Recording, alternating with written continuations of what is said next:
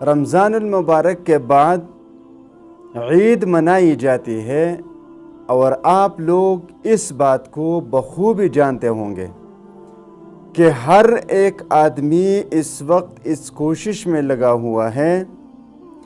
کہ میں اپنے بچوں کے لیے خوبصورت سے خوبصورت کپڑے سلوا کر گھر لاؤں،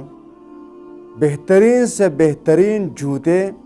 وہ لے کر آؤں، بچوں کو پہناؤں تاکہ وہ عید کو انجوائے کر سکے، خوشیاں منا سکے، دوسروں کے بچوں سے تھوڑا اوپر نظر آئے، اونچا نظر آئے، خوبصورت نظر آئے، بہتر نظر آئے۔ لیکن میرے پیارے بھائیوں اور بہنوں، اس معاشرے میں کچھ ایسے بچے بھی موجود ہوتے ہیں، کچھ ایسے مرد اور خواتین بھی موجود ہوتی ہیں کہ وہ چاہتے ہوئے بھی اپنے بچوں کے لیے عید کے لیے کپڑے نہیں سلوا سکتے، جوتے ان کے لیے نہیں خرید سکتے۔ کیوں نہیں خرید سکتے؟ کیونکہ ان کی مالی حالت کمزور ہوتی ہے۔ اب کسی کو زیادہ دینا، کسی کو کم دینا، کسی کو رزق میں وسعت دینا، کسی کے رزق میں تنگی لانا دینا، یہ تو اللہ کا کام ہے، کسی انسان کے بس کی بات تو یہ نہیں ہوتی۔ ان کی رزق کی تنگی اللہ کی طرف سے ہے، مال کی تنگی اللہ کی طرف سے ہے۔ اب جن لوگوں کی مال میں وسعت ہے، جن لوگوں کو اللہ تعالیٰ نے مال دیا ہوا ہے، ان لوگوں کا حق بنتا ہے، ان کے مال میں یہ حصہ ہے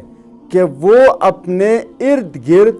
غریبوں کو تلاش کرے، یتیموں کو تلاش کرے، مسکینوں کو تلاش کرے، بیواؤں کو تلاش کرے اور ان کے لیے اپنے مال میں سے کچھ حصہ نکال کر